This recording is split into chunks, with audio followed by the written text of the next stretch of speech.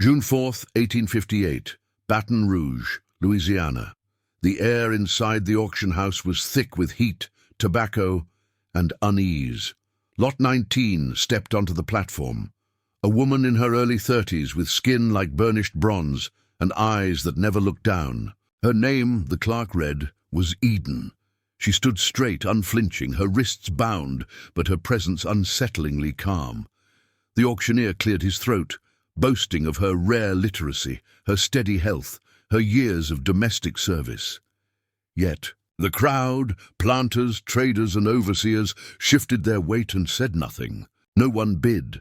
The auctioneer's voice cracked as he dropped the opening price to $5, a mockery for a woman with her skills. Still, silence. Then a single paddle rose. Silas Gable, a self-made cotton man from Natchez, grinned at his luck, muttering about the foolishness of superstition. The gavel struck wood, sealing a purchase that history would remember for all the wrong reasons. By that year's end, the laughter at Gable Plantation would turn to whispers, and the river itself would seem to turn against him. If stories, drawn from America's buried history, send chills down your spine, subscribe to Broken Chains Tales right now. We uncover the true horrors buried beneath the 19th century every week. Drop your city in the comments. I want to see how far these echoes travel. Silas Gable was not born into wealth. He earned it through cunning deals and bold luck, buying and selling cotton futures until his name began appearing alongside the old families of the South. But money could not buy pedigree. And among Louisiana's planter elite, lineage was everything. That was why, in the spring of 1858, he purchased the decaying estate of Baythorn Plantation, a sprawling property along the river with 800 acres of fertile land and a manor that still carried the scent of old grandeur beneath its peeling paint. Silas was determined to make it thrive again, to prove that new money could command the same respect as inherited fortune. When he left the Baton Rouge auction that day with his purchase, a woman named Eden, he considered it little more than a footnote. One more worker for the fields, one more body to turn profit into legacy. Yet even before the wagons reached Baythorn, his overseer, Calvin Pike, grew uneasy.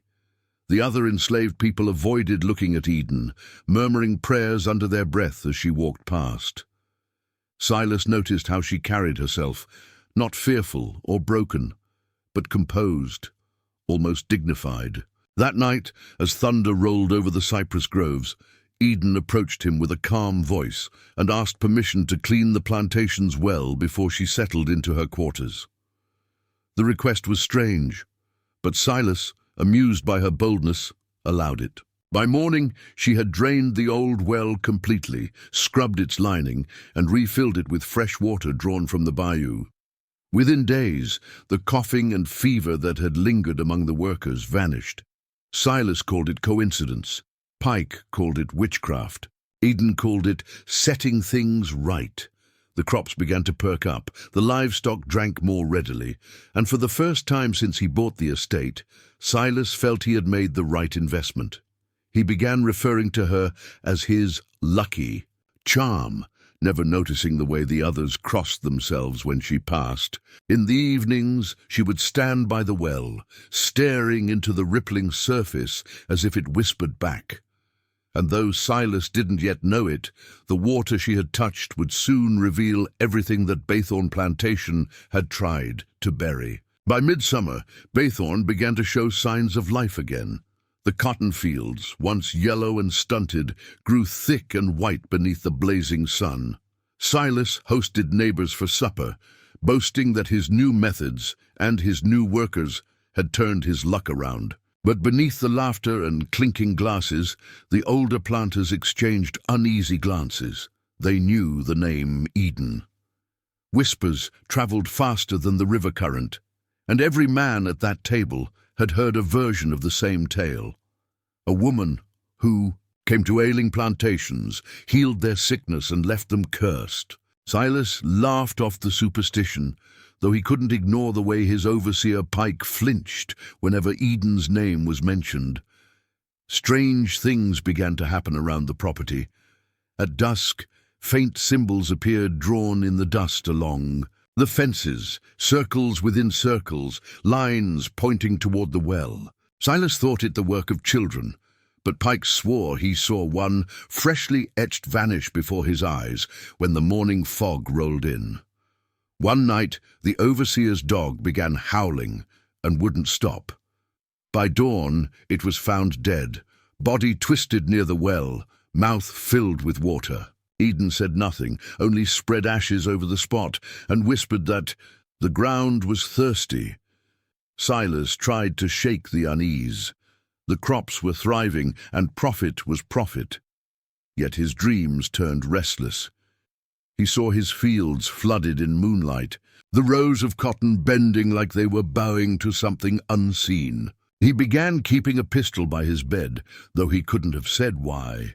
One evening, he found a faint carving inside the smokehouse door, his father's initials, S.G., and the date, 1831, the year of his death. The wood beneath was damp, though it hadn't rained in weeks. Silas's unease grew into obsession. He began asking questions around town, hoping to quiet his doubts with facts. At the Baton Rouge market, he found a ledger clerk willing to talk after a few coins and a drink. The man's voice dropped low when he heard the name Eden. She had passed through 3 estates in less than 10 years, he said, each one prosperous, then struck by tragedy. The first owner, a sugar merchant, died suddenly of fever. The second, a widower, was found drowned in his own cistern, though no one could explain how the lid had been replaced from the outside. The third family simply vanished, their home abandoned, the wells bricked over. "No proof of wrongdoing," the clerk muttered, "but nobody bids when she's on the block." Silas rode home in silence, the Mississippi glowing red beneath the setting sun. When he returned, he found the quarters unusually quiet. The air smelled of smoke and iron. Eden stood by the well again, her skirt damp, her hands streaked with ash. She looked at him and said almost kindly, "You shouldn't ask about the past, Master Gable. The past's already asking about you." That night the wind rose, and the sound of water slapping against the house echoed like slow, deliberate knocks. Silas didn't sleep at all. The following week brought a suffocating heat that turned the air thick with the smell of stagnant water and sweat. The workers began coughing again, the same fever that had once vanished now returning with vengeance. Silas sent for the town doctor, who prescribed calomel and rest, expensive nonsense that only worsened the illness. By the third day, 3 children were dead, and even the livestock refused to drink from the main well. That was when Eden appeared at the door of Silas's study, her bare feet silent against the floorboards. "It's not the air," she said calmly. "It's the ground. The well's bleeding again." Silas tried to dismiss her words as superstition, but the look in her eyes, steady, ancient, and certain, made something inside him hesitate. Against his better judgment, he let her investigate. At dawn, Eden gathered a few of the strongest men and led them to the back of the kitchen house. The soil there was damp, though no rain had fallen in a week. She began to dig, her hands moving with purpose. Within hours, the men struck a layer of rusted iron. Beneath it lay a pit of black mud, rotted rags and bones, animal and human tangled together. Shackles still clung to some of the limbs. The stench was unbearable. Eden stood over it and whispered, "This is where it started." Silas demanded to know what she meant, but she only told him that whoever built Baythorn had buried more than bodies. They had buried guilt, and guilt always seeps through. He ordered the pit filled, shouting that she was poisoning the minds of his people. But that night, the fever spread to the main house. His wife Margaret took ill first, then the housekeeper, and then Silas himself felt the fire crawling through his veins. Desperate, he called for Eden. She came quietly, carrying a bowl of clear water from the newly dug trench. "Drink," she said, "but remember, what you take from the earth, it takes back." Silas drank, not understanding until he tasted metal and salt on his tongue. The next morning the fever broke, but the river beside Baythorn ran dark red for miles. The fever passed as suddenly as it came, leaving the plantation eerily still. Workers whispered that Eden had bargained with the river spirits, trading sickness for silence. Silas ignored the talk, insisting it was providence, or perhaps luck, that spared them. But luck turned sour when his overseer, Calvin Pike, decided he'd had enough of witchcraft running the place. He'd always hated Eden's calm defiance, the way she met his stare without flinching. One afternoon he caught a young boy, tracing one of Eden's spiral symbols in the dirt, and lashed him until the child couldn't stand. Eden stepped between them, her face expressionless as Pike spat threats and raised his whip again. "You'll learn who gives orders here," he snarled. That night, thunder rolled without rain, and the air hung heavy with the scent of iron. At dawn, they found Pike sprawled beside the old pit behind the kitchen, his face blackened and eyes wide open, as though something had strangled the life from him in his sleep. The doctor later said his throat showed no bruising, no sign of struggle. His heart had simply stopped. Eden washed her hands at the well and told Silas quietly, the ground took back what it was owed. He wanted to rage at her, to accuse her, but her calm made his words die in his throat. Pike's death should have frightened him. Instead, it brought relief. Fields were calmer, workers quieter, the fever gone. But Margaret, his wife, refused to eat food cooked near the well and claimed she heard whispering from the cistern each night. Silas dismissed her fears, though he too began hearing faint tapping sounds from beneath the floorboards, like water dripping where no pipe ran. He started locking his study at night, unaware that the past was already clawing its way to the surface. A week after Pike's burial, Silas wandered through the mansion's attic, searching for ledgers to send to his accountant. Dust and cobwebs blanketed the rafters, but in a chest beneath an old trunk he found a small leather-bound journal sealed with wax. The first pages were ledgers of crop yields, debts and transactions, but deeper inside the handwriting changed. The ink was darker, the letters jagged. They were the words of Nathaniel Gable, Silas's grandfather, the first master of Baythorn. The entries spoke not of profits, but of fear. "The fever comes from the well," one read. "We buried them there to stop the spread, but the ground drinks it and returns it tenfold." Another entry chilled him to the bone. "The midwife's daughter still lives. She knows. The river won't take her." The date was from 1832, the year the plantation's founding family nearly perished in a cholera outbreak. Silas's hands trembled as he read on. There were names, dozens of them, people buried under the kitchen yard, sealed in mercy, as the journal claimed. At the bottom of the final page, a single word was scrawled over and over until the ink tore through the paper. Eden. He stumbled down the attic steps, heart pounding, the journal pressed to his chest. When he burst into the yard, she was already waiting by the well as if she knew what he had found. "You've been reading their confessions," she said softly. "Now you see what your family built on sickness and graves." Silas shouted that she was lying, that the journal was old madness, but the ground beneath them shuddered like something alive. The air smelled of brine and rust, and somewhere deep below, water gurgled as though laughing. Eden whispered, "The past doesn't die, Master Gable. It waits."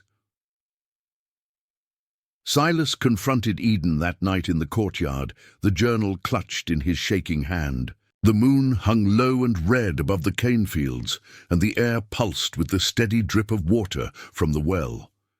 "You planned this," he accused. "You came here knowing who I was." Eden didn't flinch. "I came because of who your blood is," she said. "The land remembers every name that fed it, every death it was forced to swallow. You think you own this place, but your family bought it with sickness, lies, and bones." Her voice was quiet, but carried like thunder through the stillness. Silas raised his pistol, though his hand trembled too hard to aim. "You poisoned my people. You killed Pike. You brought this curse." Eden stepped closer, until the barrel pressed against her chest. "If I'd wanted you dead," she said, "the water you drink would have done it already." She handed him a folded piece of paper, one torn from the journal itself. On it was a map of the property, every burial marked with an X. "They buried the truth and called it progress, but the river's changing course, and when it does, everything hidden will rise." Silas hesitated, the rage in him collapsing into dread. "What do you want from me?" he whispered. Eden looked toward the dark horizon where the Mississippi shimmered faintly in the moonlight. "I want you to listen," she said. "I want you to end what your family began. Seal the pit, free the ones still chained by your name. Do that and maybe the water will sleep again." She turned away, her shadow blending with the night. "Ignore me," she added, "and Baythorn will drown before harvest." For weeks, Silas ignored her warning. He told himself she was mad, that the fever and deaths were coincidence. Yet each morning the river crept closer, swallowing more of the fields. The soil turned soft underfoot, and the air smelled of rot. The workers refused to draw water from the well, saying it whispered at night. Even Margaret, frail and pale, begged him to leave Baythorn before the water came knocking. When the rains arrived early that September, they did not stop. The river rose higher each day until it spilled over the levee. At midnight, Silas woke to a low rumbling like thunder beneath the floorboards. The ground shook, and the old well outside the window burst open in a spray of black water. He ran into the yard, rain slashing his face, and saw the earth split along the line of graves Eden had marked on the map. Water poured from the cracks, shimmering red in the lantern light. At the center of it stood Eden, calm amid the storm, her dress soaked and clinging like riverweed. "It's not punishment," she called over the roar. "It's remembering." Moments later, the house began to crumble, swallowed from below. Silas tried to reach her, but the current caught him, dragging him toward the flooded pit. As the water closed over his head, he saw the carved initials of his ancestors on the stones beneath. Then everything went still. Baythorn Plantation vanished beneath the river before dawn. Weeks later, when the floodwaters receded, Baythorn was gone. Where the manor once stood, only a few columns jutted from the mud like broken teeth. The river had carved a new path through the fields, and the locals said it had swallowed the land whole, sparing only silence. When rescuers from Baton Rouge arrived, they found little more than debris, splintered wood, half-buried wagons, and a single chest that had washed up against a cypress tree. Inside it lay the leather-bound journal Silas had discovered in the attic, along with several new pages written in a different hand. The ink was faint, but the signature at the bottom was unmistakable. Eden. Her entries were calm, almost clinical. She had recorded the flood as though it were a ritual fulfilled. "The earth has taken back what was stolen," one line read.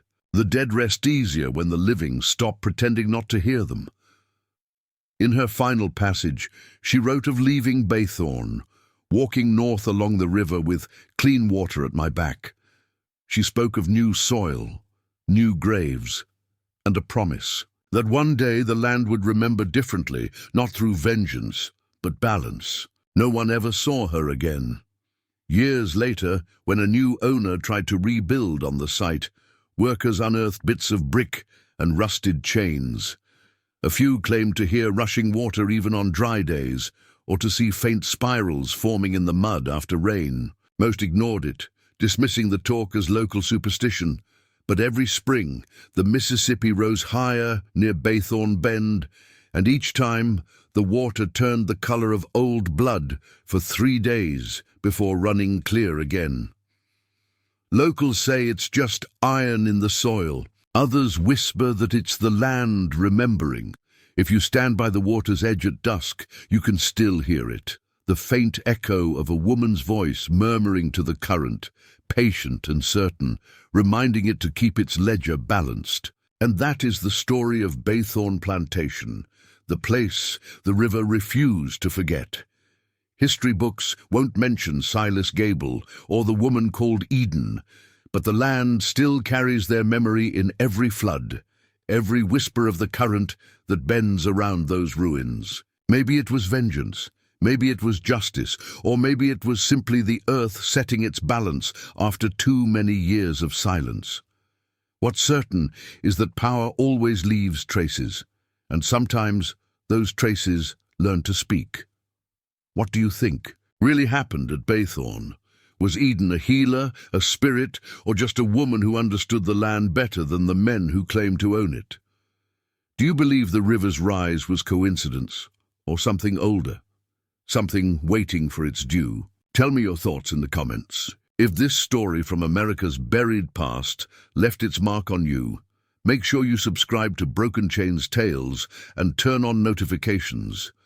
Every week, we uncover true inspired horrors drawn from the forgotten corners of history, where justice, faith, and fear all blur together. Share this video with someone who loves dark history, and I'll see you in the next tale.